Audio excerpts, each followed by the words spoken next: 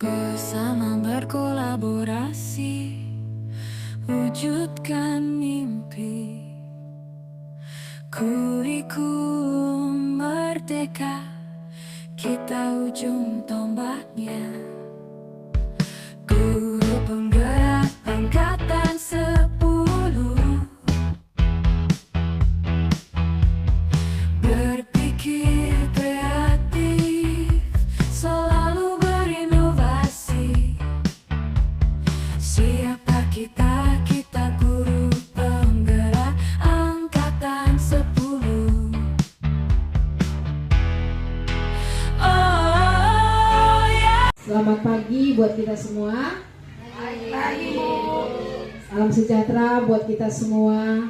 Bersyukur pagi hari ini kita ada di tempat ini di SD 08 Bila Hilir dalam rangka diseminasi budaya positif program guru penggerak. Pertama-tama marilah kita ucapkan puji dan syukur kepada Tuhan Yang Maha Esa yang memberikan kita kesempatan kesehatan sehingga kita bisa berkumpul pagi hari ini.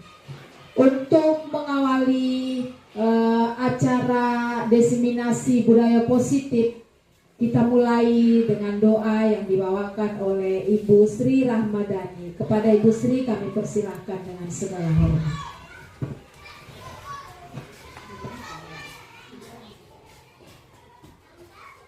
Bismillahirrahmanirrahim. Marilah kita berdoa menurut agama dan kepercayaan kita masing yang seiman dengan saya. Kita mulai. Bismillahirrahmanirrahim. Bismillahirrahmanirrahim. Hamdan wa ni'mah wa yuwafil mazidah. Ya Rabbana lakal hamdu wa lakal syukru kama yanbaghi li jalali wajhika wa azimi wa sultani. Allahumma sholli wa sallim ala sayyidina Muhammad wa ala ali sayyidina Muhammad. Salatan tunzina biha min jami'i sayyi'at wa tarfa'una biha indaka ala darajat wa tubayyana biha asfayat min jami'il khairat fil hayati wa ba'dal mamat innaka samikun karimun musta'ad wa yaqdiyal hajat. Allahumma inna nas'aluka salamatan fid dunya wal akhirah wa afiyatan fil jasad wa sihhatan fil badan wa ziyadatan fil ilmi wa barakatan fil rizqi wa taubatan qabla maut wa rahmatan indal maut wa maghfiratan ba'dal maut.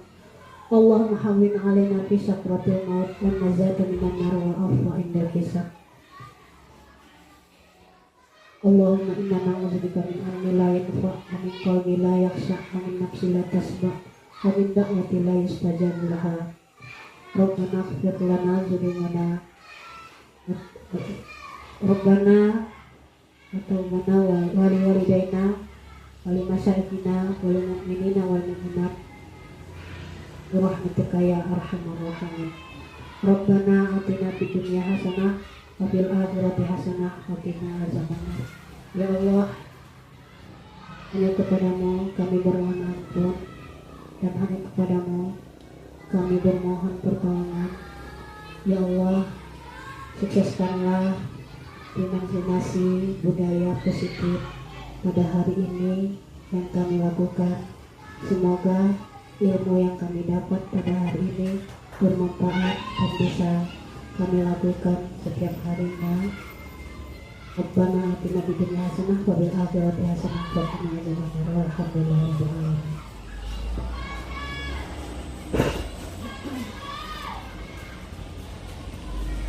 Terima kasih kami ucapkan kepada Ibu Sri Rahmadani.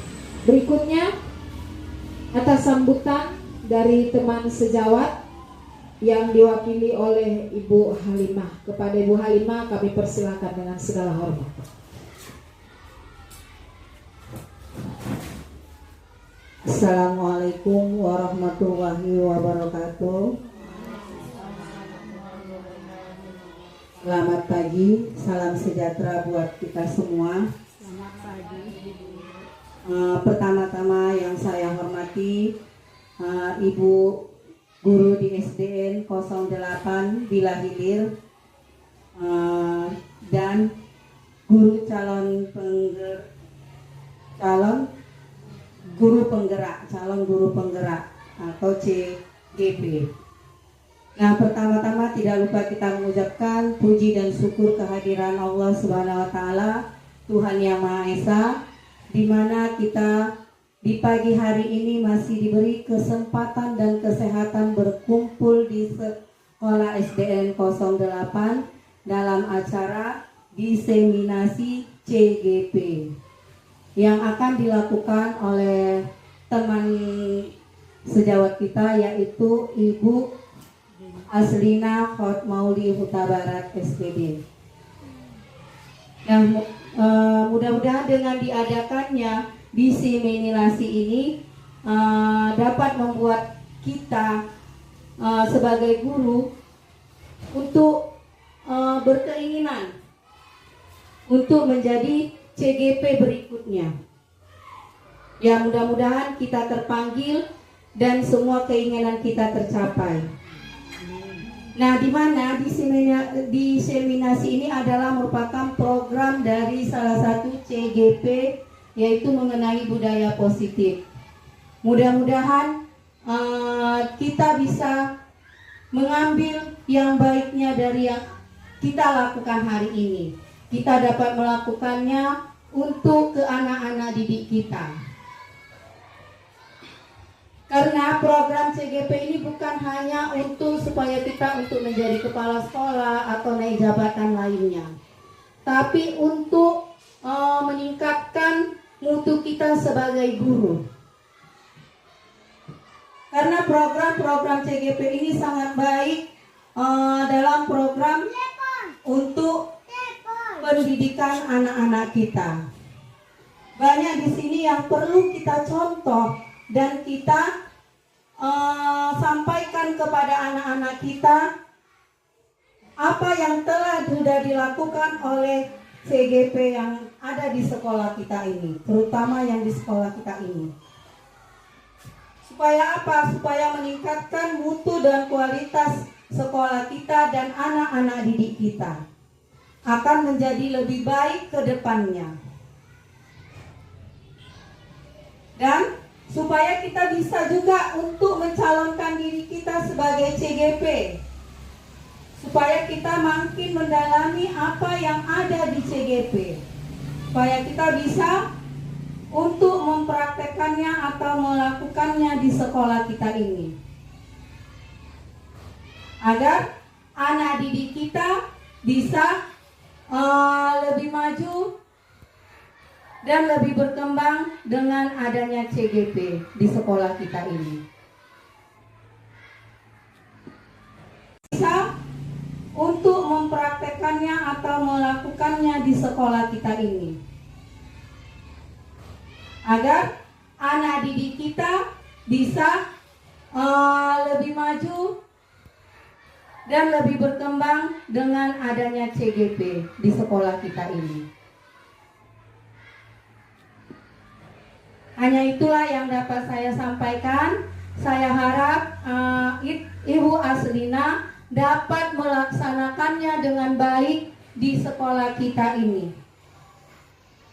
Terima kasih. Saya ucapkan Assalamualaikum warahmatullahi wabarakatuh.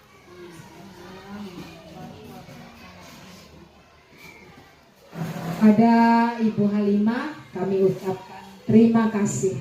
Berikutnya masuklah kita ke acara yang kita nanti-nantikan, yaitu pemaparan materi dari calon guru penggerak atau CGP oleh Ibu Aslina Hotmauli Huta Barat. Kepada Ibu kami persilakan dengan segala hormat. Terima kasih untuk waktu dan kesempatan, bahkan sudah meringankan dan meluangkan waktunya untuk acara diseminasi budaya positif calon guru penggerak angkatan 10.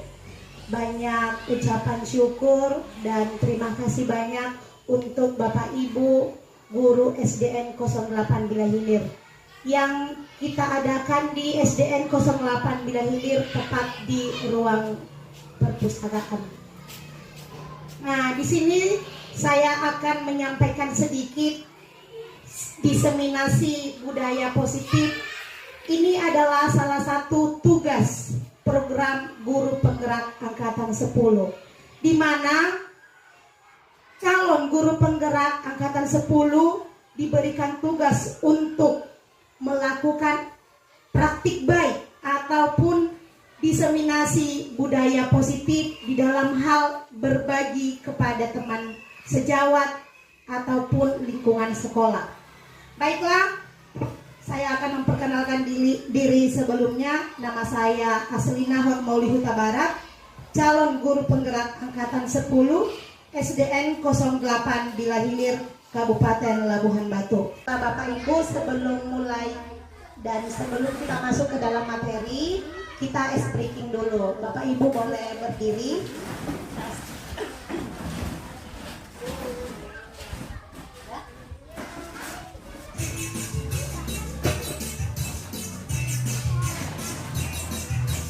Ya, goyang semua ya Bapak Ibu. Diputar-putar bertepuk tangan, tangan diputar-putar, peganglah bahu, tangan diputar-putar, peganglah lutut, digoyang-goyang, digoyang-goyang, digoyang-goyang, tangan diputar-putar, peganglah bahu, diputar-putar, bertepuk tangan, tangan diputar-putar, peganglah bahu, tangan diputar-putar, peganglah lutut, digoyang-goyang, digoyang-goyang, digoyang-goyang, diputar-putar, diputar ke atas, diputar-putar, diputar ke bawah, diputar-putar, diputar ke kanan, diputar-putar, diputar ke kiri.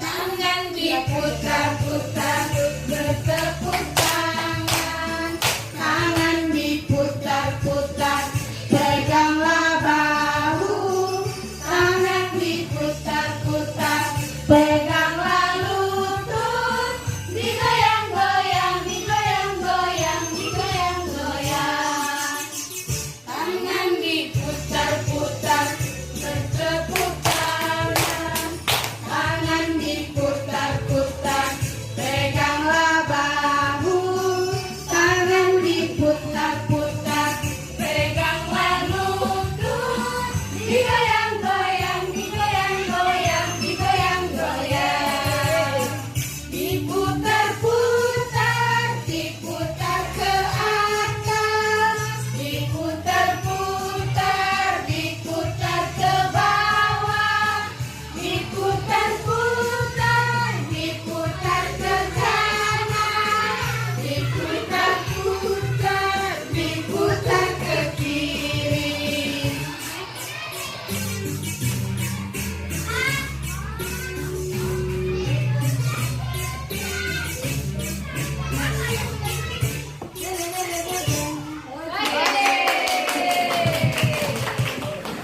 Terima kasih Bapak Ibu, silakan.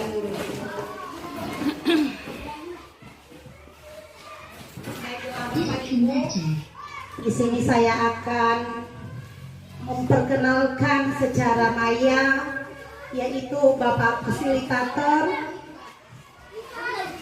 yaitu Pak Arman Juliber Simanjuntak, dan pengajar praktik Ibu Neti Herawati Lubis, dan calon guru penggerak saya sendiri.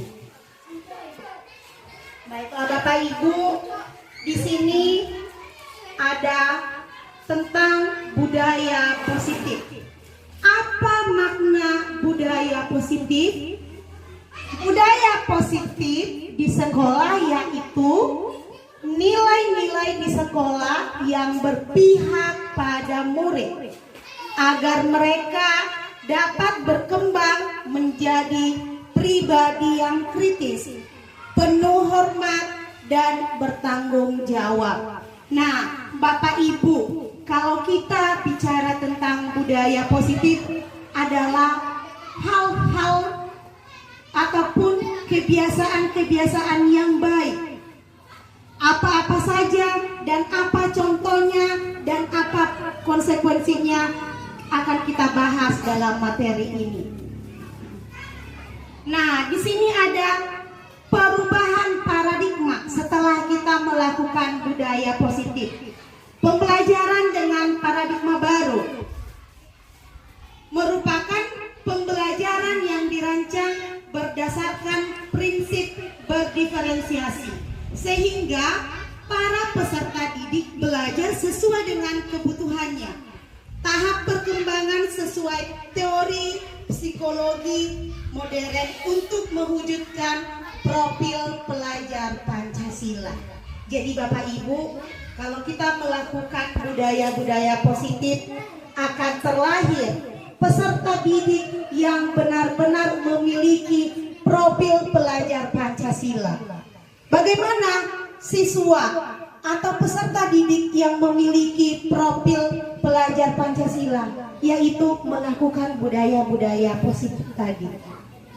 Budaya positif itu bisa kita kerjakan mulai dari hal yang paling kecil. Contohnya datang ke sekolah dengan menyalam Bapak Ibu guru, memberikan senyum atau yang sudah kita lakukan di sekolah ini seperti 5S: senyum, sapa, salam, dan sopan. Nah, di sini Bapak Ibu ada simbol profil pelajar Pancasila. Di sini ada 6. Yang pertama itu adalah berkebinekaan global,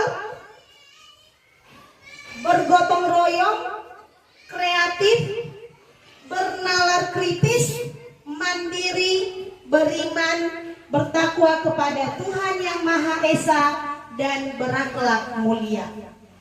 Bapak Ibu, mungkin kita berpikir, apa sih profil pelajar Pancasila? Itu adalah siswa yang memiliki karakter profil Pancasila yang sudah memiliki ataupun melakukan budaya-budaya positif itu. Jadi secara tidak langsung dia sudah berkebinekaan global, bisa bergotong royong, kreatif, bernalar kritis, mandiri, serta beriman bertakwa kepada Tuhan Yang Maha Esa dan berakhlak mulia. Sebenarnya Bapak Ibu sudah sering kita lakukan budaya positif di sekolah ini, tetapi kita terkadang melakukan, besok tidak.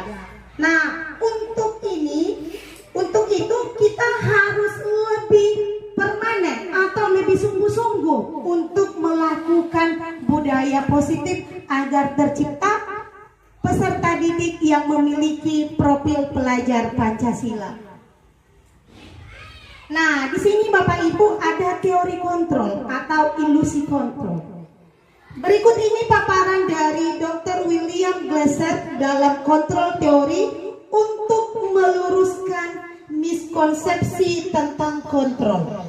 Yang pertama itu adalah ilusi bahwa semua penguatan positif efektif dan bermanfaat.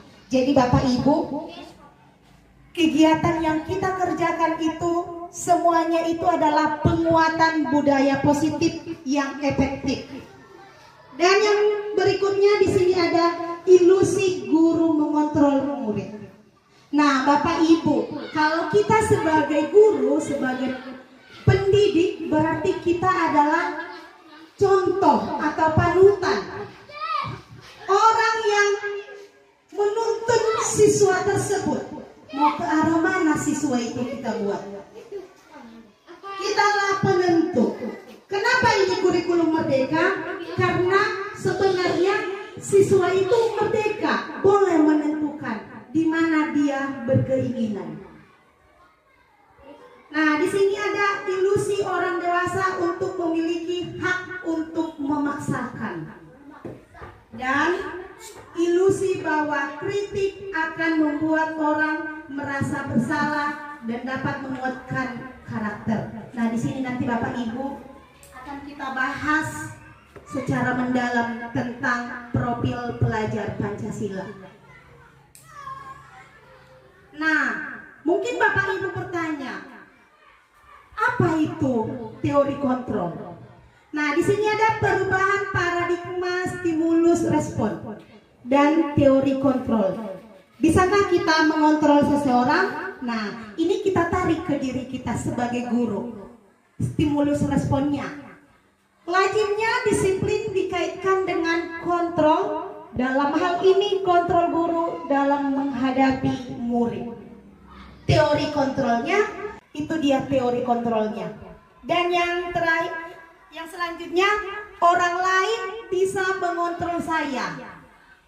Di teori kontrol itu hanya Anda yang bisa mengontrol diri Anda. Jadi Bapak Ibu, sering terjadi orang mengatakan bahwasanya oranglah yang mengatur dia. Ternyata di teori kontrol muncul hanya kita yang bisa mengontrol diri kita sendiri. Jadi maksudnya apa Bapak Ibu? Ketika kita berdiri di depan kelas, hanya kitalah yang bisa mengontrol diri kita sendiri. Apakah kita melihat keadaan itu, kitalah yang bisa mengontrol. Jika ada terjadi ataupun masalah di dalam kelas, bagaimana? Apakah kita langsung emosi atau langsung meninggalkan kelas atau bagaimana? Nah, jadi itu terlihat bahwasanya hanya diri kita sendiri yang bisa mengontrol diri kita pada saat situasi tersebut. Lalu selanjutnya, saya bisa mengontrol orang lain di stimulus respon. Ternyata di teori kontrol, Anda tidak bisa mengontrol orang lain. Sama halnya dengan Bapak Ibu. Kita di sekolah, walaupun kita paralel. Contoh, kelas 6A dan guru kelas 6B. Belum tentu kita bisa mengontrol guru kelas 6A.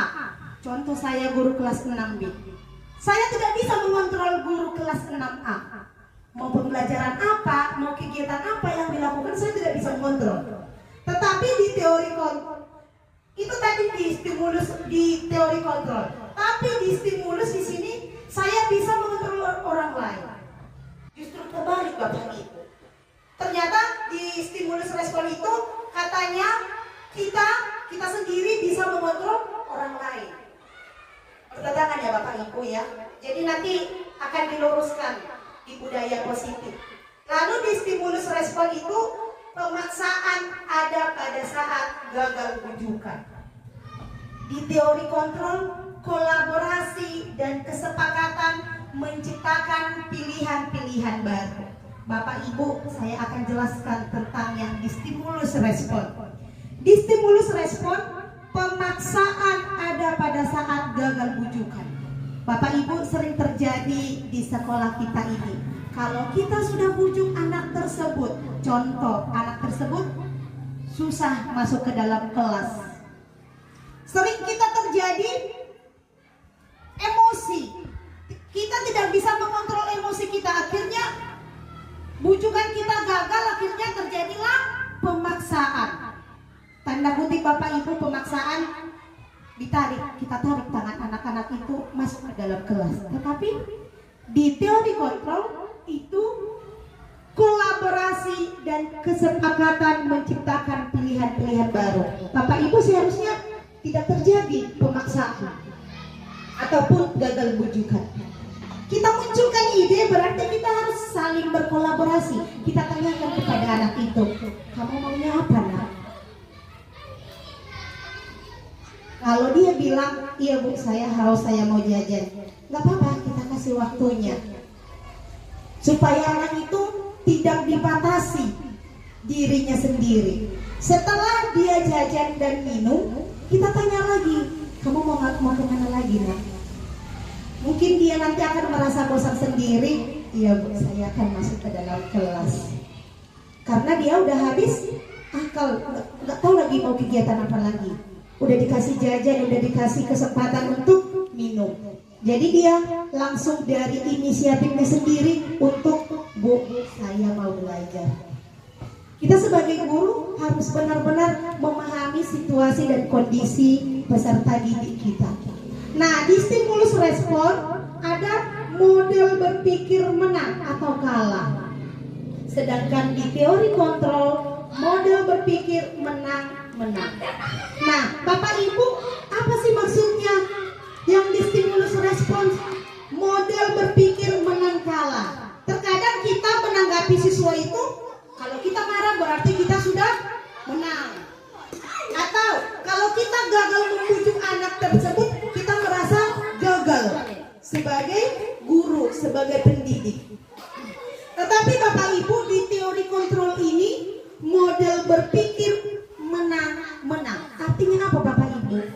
Kita sebagai pendidik harus benar-benar tahu keadaan anak itu.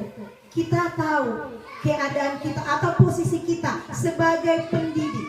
Harus kita menang di dalam mengontrol anak tersebut. Sedangkan anak tersebut atau peserta didik tersebut, dia akan merasa menang ketika dia muncul inisiatif sendiri. Oh iya ya, Bapak Ibu udah capek membujuk saya. Oh iya ya, ternyata Bapak Ibu itu udah capek mengajari saya. Muncul inisiatif dari peserta didik tersebut. Jadi tidak ada istilah paksa. Nah, di sini ada Bapak Ibu, apa sih makna disiplin? Kenapa kita nyampe ke disiplin? Karena tadi kita adalah budaya positif. Budaya positif itu hal yang ada di dalamnya kedisiplinan. Disiplin merupakan suatu kondisi yang terbentuk dari proses dan serangkaian perilaku yang menunjukkan nilai ketaatan, kepatuhan, dan ketertiban. Bapak Ibu bahkan sering hampir tiap hari, tiap menit kita di sekolah selalu mengarahkan untuk selalu disiplin, disiplin, dan disiplin. Disiplin di dalam waktu, disiplin di dalam berpakaian, disiplin dalam proses pembelajaran. Bapak Ibu, kenapa kita selalu mengarahkan anak-anak itu untuk selalu disiplin? Nah, ini dia, supaya benar-benar terbentuk dari dirinya sendiri. Tidak ada unsur paksaan yang menunjukkan tadi ketaatan. Ketaatan contoh, tidak terlambat masuk ke dalam kelas. Ketaatan juga tidak mencontek, artinya dia taat. Kepatuhan, memakai seragam lengkap. Tidak ada yang memakai sepatu warna putih. Kalau sudah ada peraturannya memakai sepatu warna hitam. Dan ketertiban. Sering ini terjadi kalau sudah lonceng bel berbunyi menandakan jam istirahat, semua siswa berarti di luar kelas. Ketika lonceng bel berbunyi untuk masuk ke dalam kelas, berarti semua peserta didik harus benar-benar masuk ke dalam kelas mengikuti pembelajaran. Nah, ini dia ketaatan, kepatuhan, dan ketertiban yang setiap hari, setiap menit kita akan ingatkan untuk tetap disiplin. Nah, di sini Bapak Ibu ada teori motivasi perilaku manusia. Yang pertama itu adalah motivasi eksternal. Untuk menghindari atau ketidaknyamanan atau hukuman, apa yang akan terjadi apabila saya tidak melakukannya. Nah, motivasi eksternal ini sering kita hindari, atau ketidaknyamanan ini atau hukuman itu. Nah, anak tersebut merasa apa yang akan terjadi kalau saya tidak melakukan ini? Apa yang akan terjadi ketika saya mematuhi peraturan di sekolah? Apakah saya dihukum atau apakah saya dapat pujian? Si anak tersebut langsung berpikir. Itulah dia motivasi eksternal. Nah, di motivasi eksternal ini untuk mendapatkan imbalan dari orang lain. Nah, itu dia. Ketika dia sudah mematuhi aturan di sekolah, apakah dia mendapatkan hukuman atau mendapatkan pujian? Jadi Bapak Ibu, si anak tersebut sebenarnya melakukan kegiatan positif yang sudah dilakukannya. Dia sebenarnya menunggu apakah dia akan dinilai, apakah guru tersebut melihat apa yang dikerjakannya. Jadi terkadang Bapak Ibu, anak-anak ataupun peserta didik kita ini sering melakukan hal-hal yang sering kita bilang mencari perhatian. Dia melakukan kegiatan, oh berarti dia itu mau diperhatikan. Kalau dia menyapu secara tiba-tiba, mungkin dia ingin dipuji. Atau, oh kamu hebat. Apa sih salahnya Bapak Ibu? Kita kasih aja, kamu hebat. Bahkan kita kasih contoh kepada teman-temannya. Nah, lihat tuh, si Sinta rajin menyapu kelasnya. Nah, itu lihat, si Doni rajin membuang sampah pada tempatnya. Ayo nak, kita sama-sama membuang sampah pada tempatnya. Nah, itulah dia motivasi eksternal. Sedangkan motivasi internal, tujuan disiplinnya positif. Untuk menghargai diri sendiri, menjadi insan sesuai harapan kita. Saya akan menjadi orang yang seperti apa bila saya melakukan ini. Nah Bapak Ibu, di motivasi eksternal tadi adalah apa yang akan terjadi apabila saya melakukan ini, ya kan? Tetapi di motivasi internal berarti dari dalam, internal. Saya akan menjadi orang seperti apa bila saya melakukan ini. Jadi Bapak Ibu, anak tersebut memiliki pemikiran yang luas. Jika saya mengerjakan tugas seperti ini, saya akan menjadi orang yang sukses. Wawasan dia jauh lebih luas, lebih jauh. Kalau saya mematuhi guru, tidak melawan guru, saya akan menjadi pribadi yang baik ke depannya, pribadi yang sukses. Jadi itu dia motivasi eksternal dan motivasi internal yang positif. Nah, ini Bapak Ibu kenapa saya kosongkan tentang budaya positif, lingkungan positif, keyakinan kelas dan peraturan kelas. Budaya positif adalah kegiatan-kegiatan yang sudah kita lakukan, hal-hal yang baik, hal-hal yang positif di lingkungan yang positif. Nah, keyakinan kelas dan peraturan kelas, apa sih bedanya Bu? Keyakinan kelas dan peraturan kelas. Keyakinan kelas berarti dia sudah meyakini apa-apa saja yang mau dia lakukan di dalam kelas. Tetapi peraturan itu keidentik dengan hal-hal yang negatif. Contoh Bapak Ibu, saya akan kasih contoh. Peraturan kelas tidak bisa memakai sepatu warna putih. Tidak berarti negatif. Positifnya apa? Memakai sepatu warna hitam. Jadi dia ada hal negatif dan hal positif. Jadi kita di dalam kelas, mari Bapak Ibu untuk menggunakan keyakinan kelas, bukan peraturan kelas. Karena apa? Itu tadi, kalau dia peraturan berarti identik dengan hal-hal yang negatif. Tidak membuang sampah sembarangan, tidak berarti negatif. Nah, untuk keyakinan kelasnya kita menggunakan kata-kata yang positif. Menjaga kebersihan kelas atau membuang sampah pada tempatnya. Gunakan hal-hal yang positif. Itu dia keyakinan kelas dan peraturan kelas. Masih banyak contoh Bapak Ibu. Contoh peraturan kelas. Tidak boleh terlambat. Negatif kan Bapak Ibu? Tetapi kalau kita menggunakan keyakinan kelas, masuk tepat waktu. Jadi kita tidak menggunakan lagi kata-kata yang negatif.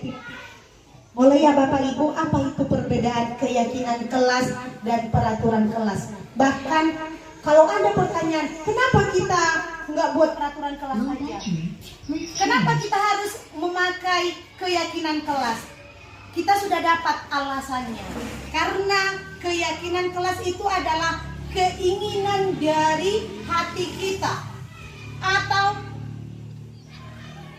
arahan dari, curahan dari hati anak-anak tersebut yang dibagikan oleh guru penggerak, apakah berdampak atau tidak di sekolah kita ini. Jadi Bapak Ibu, kita membuat keyakinan kelas itu antara siswa dengan siswa harus saling berkolaborasi, berkontribusi untuk saling mencurah pendapatnya. Dilihatnya temannya sering datang terlambat ke sekolah, dia buat keyakinan kelas. Datang tepat waktu, memakai seragam dengan lengkap. Jadi dia udah langsung tahu. Yang keenam, warga kelas bersedia meninjau kembali keyakinan kelas dari waktu ke waktu. Artinya Bapak Ibu, kalau ada peraturan yang sudah tiap hari dilakukan, berarti sudah mantap, boleh dicoret Bapak Ibu.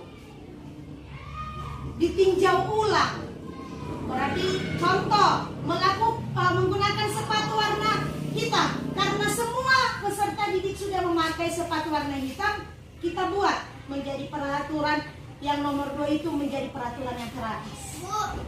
Peraturan yang lebih kita utamakan. Selanjutnya peraturan. Peraturan itu selalu kembalikan buku ke tempatnya. Artinya kita harus bisa membandingkan dan membedakan apa itu peraturan kelas dan keyakinan kelas. Nah, kalau dia peraturan, selalu kembalikan buku ke tempatnya. Kayak bertele-tele ya Bapak Ibu.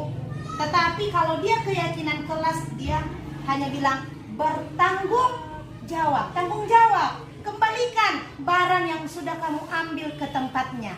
Kira-kira begitu. Tetapi bahasanya hanya bertanggung jawab. Sementara di peraturan tadi selalu kembalikan buku ke tempatnya. Lebih ribet ya Bapak Ibu ya. Tetapi kalau keyakinan kelas itu gampang diingat. Oh, bertanggung jawab. Kalau dia ke toilet, pintunya harus ditutup setelah dia kembali dari kamar mandi, bertanggung jawab. Mengambil barang dari tempat dan harus dikembalikan, berarti dia harus bertanggung jawab. Selanjutnya, dilarang mengganggu orang lain. Itu dia peraturan. Tetapi kalau dia di keyakinan kelas, menghormati orang lain dan diri sendiri. Lalu hadir di sekolah 15 menit sebelum pembelajaran dimulai. Itu dia peraturan. Tetapi kalau dia di keyakinan kelas, menghormati orang lain dan berkomitmen pada tujuan yang baik. Dilarang melakukan kekerasan, itu di peraturan. Sedangkan di keyakinan kelas adalah keselamatan, menghormati orang lain. Selamat berarti tidak mengganggu orang lain, ya kan? Jadi simple, gampang diingat, mudah diingat. Dilarang menggunakan narkoba, itu peraturan. Tetapi untuk keyakinan kelas, kesehatan. Artinya apa Bapak Ibu? Secara tidak langsung, kalau kita menjauhi narkoba, tubuh kita menjadi sehat. Iya. Selanjutnya, berganti atau menunggu giliran. Bergantian atau menunggu giliran, itu peraturan. Nah, di dalam keyakinan kelas itu menghormati orang lain dan kesabaran. Sabar. Hanya 5 huruf, sabar. Selanjutnya, menggunakan masker. Itu peraturan. Di keyakinan kelas itu apa? Kesehatan dan keselamatan. Jadi gampang, mudah, simpel diingat kalau dia keyakinan kelas. Jangan berlari di kelas atau koridor. Itu peraturan. Karena menggunakan hal atau kata yang negatif. Sedangkan di keyakinan kelas itu keselamatan dan keamanan. Selanjutnya, tindakan guru ataupun hukuman atau konsekuensi. Nah, sering kita Bapak Ibu, kalau anak didik tidak mengerjakan tugas, mencatat 100 kali di dalam buku kalimat, saya tidak akan terlambat lagi karena terlambat ke sekolah. Itu adalah hukuman. Ini dia hukuman Bapak Ibu. Jadi kita bisa membedakan mana hukuman, mana konsekuensi. Lari mengelilingi lapangan basket 2 kali karena terlambat hadir di sekolah. Itu hukuman atau konsekuensi? Hukuman. Murid diminta untuk push up 15 kali karena tidak menggunakan masker pada saat di sekolah. Itu hukuman. Membersihkan tumpahan air di meja saat kita tersenggol, jadi akhirnya tumpah. Itu apa? Itu konsekuensi. Membersihkan artinya apa yang sudah dikerjakan, apa yang sudah dilakukannya dia bertanggung jawab.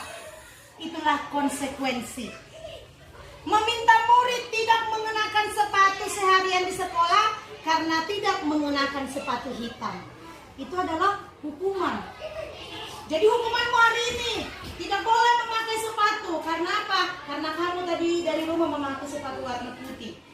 Itu adalah hukuman. Terlambat 10 menit lari mengelilingi lapangan basket 2 kali karena terlambat 10 menit karena terlambat saat pelajaran PJO. Nah, Bapak Ibu, lari mengelilingi lapangan basket, kenapa dia konsekuensi? Sementara di atas tadi dia hukuman. Ini kita boleh lihat pelajarannya. Berarti guru tersebut adalah pelajaran PJOK. Jadi dia udah menilai cara dia lari, dan itulah disebut konsekuensi. Bisa kita bedakan ya Bapak Ibu, mana tadi yang disuruh lari mengelilingi 100 putaran atau 2 kali putaran, itu hukuman. Sementara kalau guru PJOK itu jadi konsekuensi. Ternyata guru PJOK itu sudah mengambil nilai dari peserta didik yang lari tersebut. Nah, perbedaan hukuman dan konsekuensi. Hukuman itu sesuatu yang mengaitkan harus terjadi.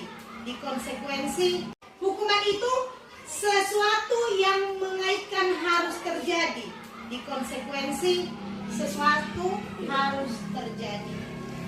Hukuman membuat anak sakit. Kalau kita suruh anak-anak push up 15 menit atau 15 kali. Iya, kalau tubuhnya lagi fit. Kalau dia sakit akhirnya demam, nah itu akan membuat dia sakit, itu hukuman. Tapi konsekuensi membuat anak merasa tidak nyaman dalam jangka waktu pendek. Kita harus memikirkan. Anak membenci kedisiplinan, itu hukuman. Tetapi konsekuensi anak akan menghargai disiplin, menghargai kedisiplinan itu. Paksaan, itu hukuman. Konsekuensinya adalah stimulus ataupun tanggapan. Nah, itu dia kalau dipaksa. Coba kalau kita rayu, kita bujuk, kita beri pujian, dia akan menggunakan stimulusnya sendiri. Mendorong anak menyakiti diri sendiri. Secara tidak langsung kalau kita suruh anak-anak ini menulis 100, dia akan menyakiti diri sendiri. Dia akan cepat. Ternyata padahal tangannya udah pegang. Kita nggak merasakan itu.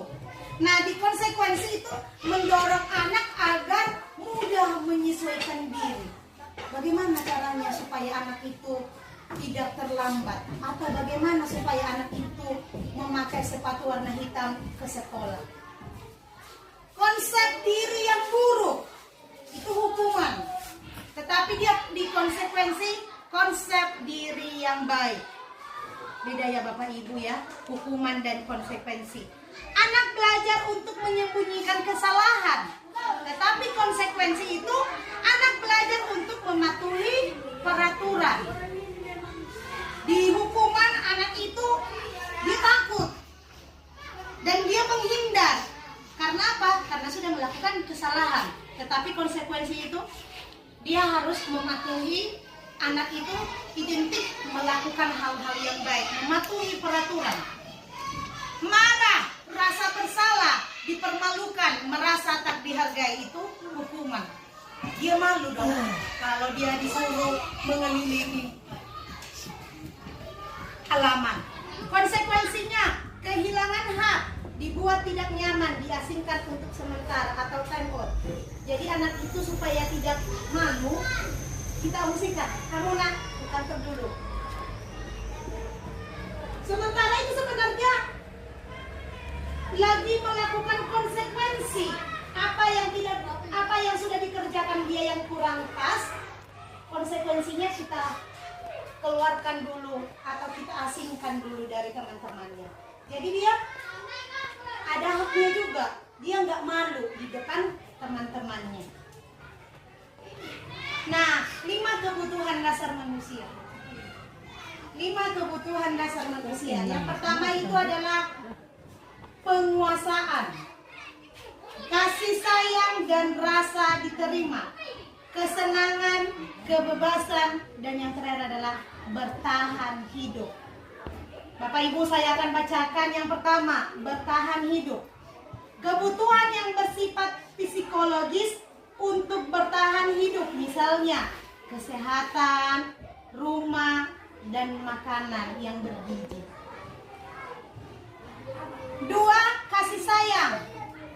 Bentuk akan pemenuhan kebutuhan ini seperti bersahabat, keinginan memiliki pasangan dan keturunan, kebutuhan antar pribadi seperti kebutuhan untuk memberi dan menerima cinta dan kasih sayang dari guru kepada siswa.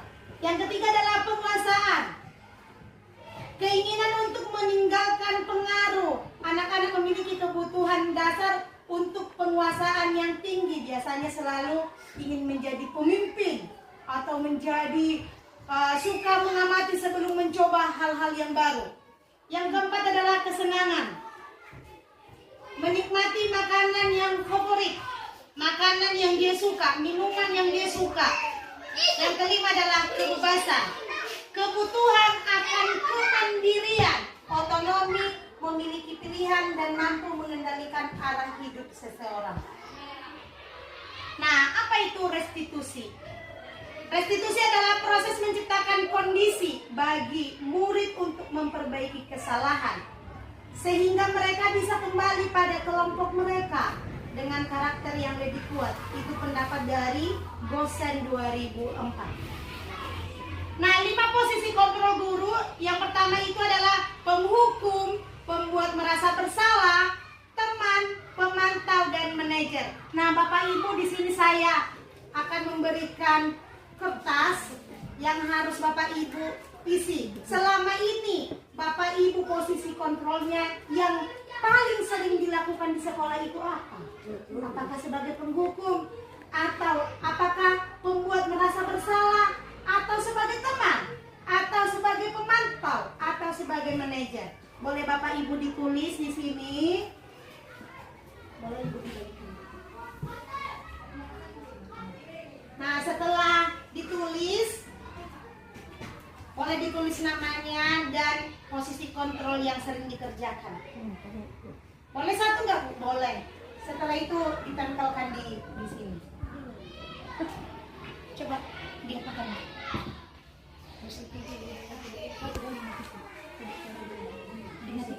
Tempelkan di depan. Posisi kontrol apa yang sudah Ibu lakukan di dalam kelas? Apa bacaannya? Membuat merasa bersalah.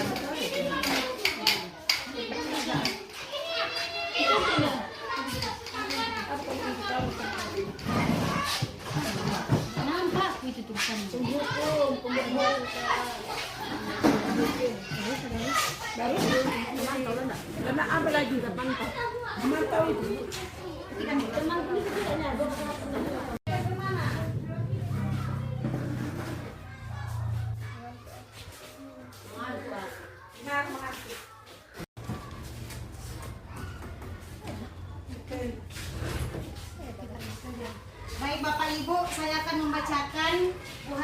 sebagai penghukum dan sebagai teman.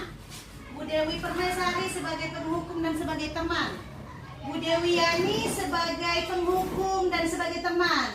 Bu Dinda sebagai penghukum dan sebagai teman. Hampir sama semua ya Bapak Ibu. Bu Rusmina sebagai konsekuensi sebagai hukuman. Penghukum ya berarti ya. Bu Sri Ramadhani sebagai teman. Ibu Puan sebagai pemantau dan sebagai manajer. Oh cocok ini Bu Puan jadi calon kepala sekolah. Mantap. Nah, di sini ada Ibu Astina sebagai penghukum dan pemantau. Bu Anjuk sebagai penghukum dan sebagai teman.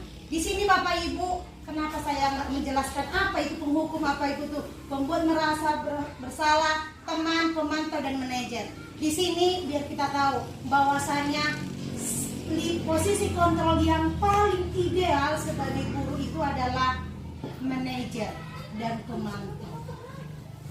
Boleh nggak kita lakukan? Boleh, tapi harus benar-benar kita menjadi manajer bagi peserta didik kita, bagi anak-anak kita. Sebagai teman boleh, tetapi yang lebih ideal adalah sebagai manajer. Kita kontrol, kita pantau, itu dia pemantau. Oleh ya Bapak Ibu. Nah, yang pertama di sini ada kalimat, Vela, apakah kamu mengetahui jam berapa sekolah dimulai? Itu adalah manajer. Di situ ada kalimat. Nomor 2, Vela, tahukah kamu jam berapa sekolah kita mulai? Itu adalah pemantau, dipantau anak tersebut.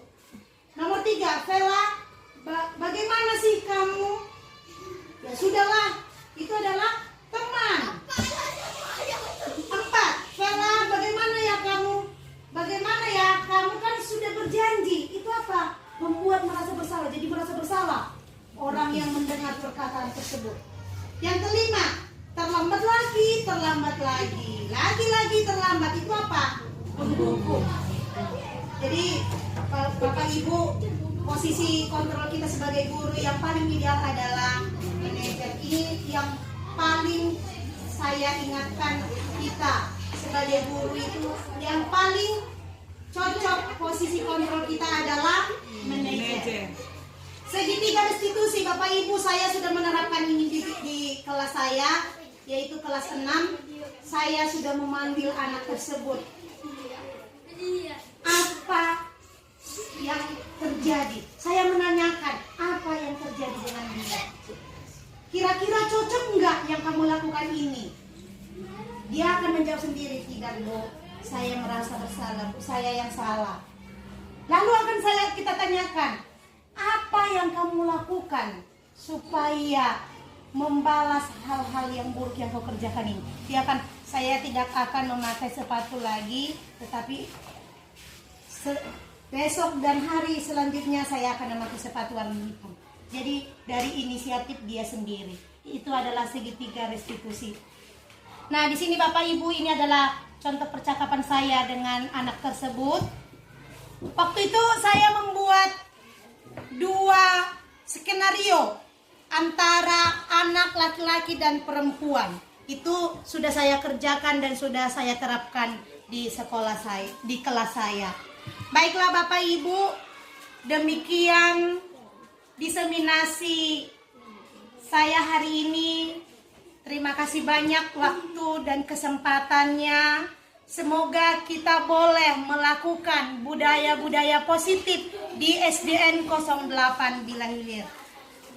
Saya akhiri dengan terima kasih. Terima kasih.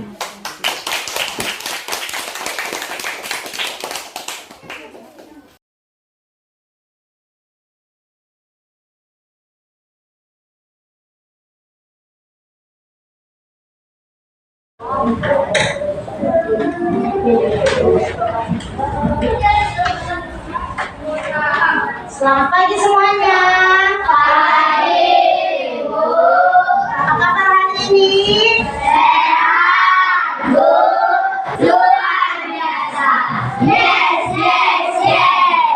Luar biasa. Oke. Hadir semuanya. Hadir Bu.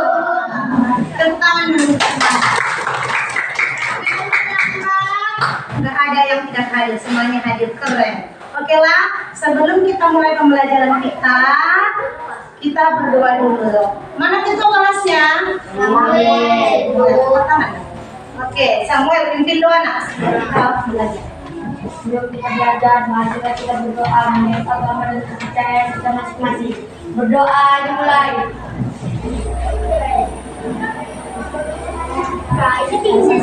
Berdoa selesai.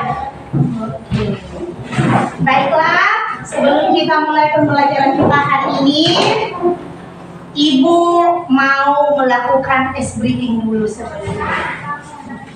Tahu tepuk semangat? Tahu. Oke, coba ya. Tepuk semangat.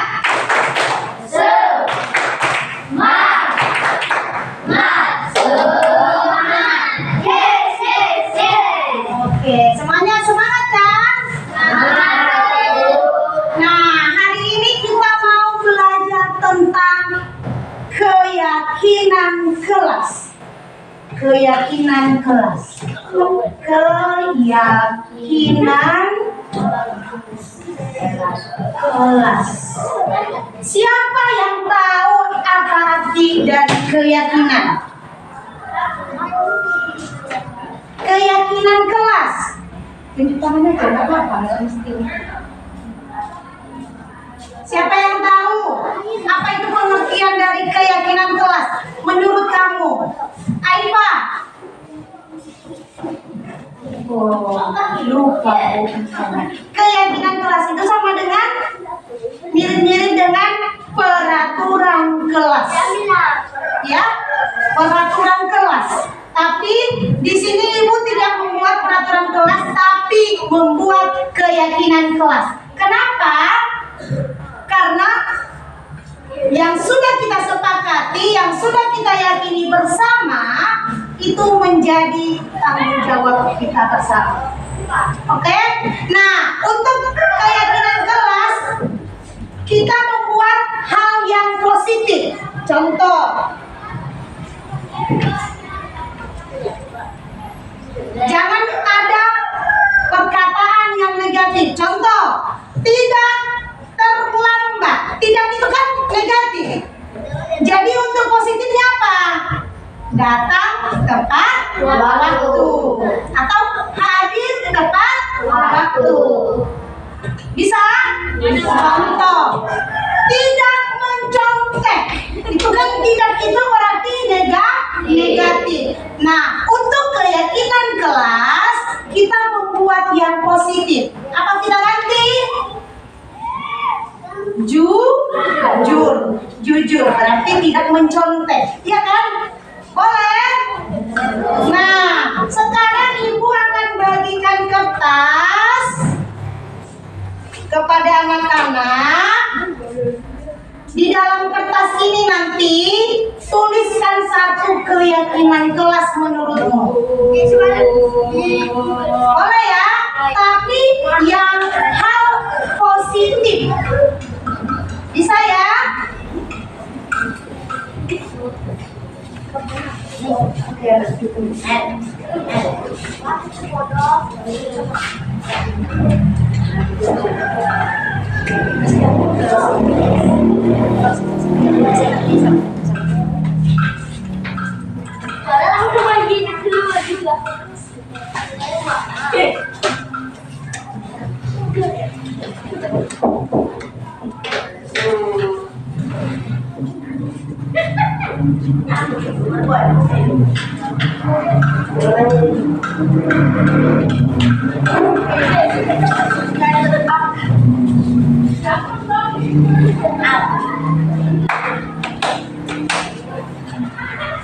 Sudah? Sekarang saatnya kau menulis tentang keyakinan kelas. Sudah dapat semuanya kertasnya? Sudah. Nah, sekarang tuliskan satu keyakinan kelas yang menurutmu harus kita sebutkan di dalam kelas dulu. Yang hal positif. Jangan menggunakan kata tidak. Enggak, jangan pakai Jangan, ini jangan. Tidak buang sampah, jangan buang. Ambil hal yang positifnya. Buang sampah atau menjaga kebersihan.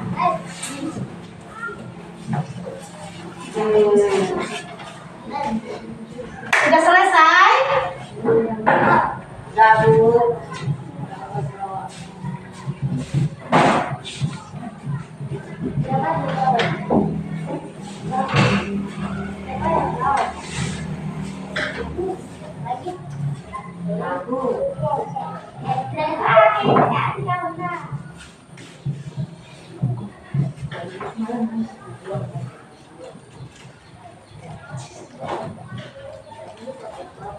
Yang sudah selesai boleh tempelkan di papan tulisnya.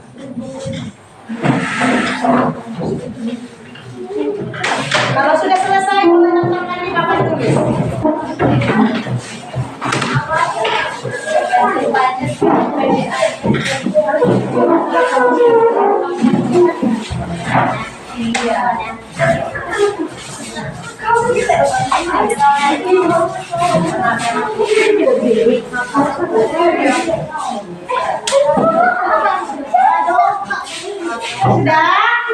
Udah nggak apa-apa. Kalau sudah selesai ditempelkan silakan kembali ke kursinya masing-masing.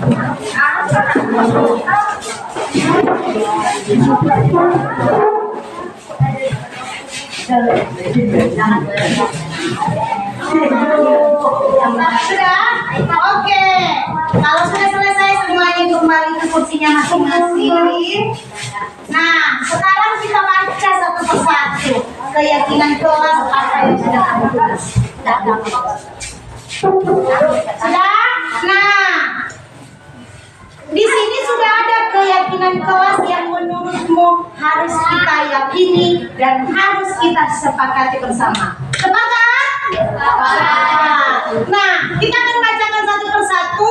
Kalau ada yang sama, nanti kita akan sisipkan, kita ambil satu aja. Atau beberapa yang tidak sama atau yang tidak serupa. Membuang sampah pada tempatnya. Keyakinan bisa disepakati? Bisa. Kita buat di sini ya, yang sudah disepakati. Hadir tepat waktu, bisa kita sepakati? Bisa. Kita buat. Harus jujur, bisa? Bisa. Oke, kita buat. Membuang sampah pada tempatnya, kan ini sudah ada, sudah sama. Jadi ini kita nggak usah kita tempelkan lagi karena udah sama. Jadi kita ambil satu aja, ya kan? Kita ambil satu aja. Hadir tepat waktu, udah ada tadi. Jadi ini kita ambil. Ketika lonceng istirahat harus di luar kelas. Bisa? Artinya jam istirahat harus di luar rumah. Jangan ada di dalam kelas. Kita sepakati bersama?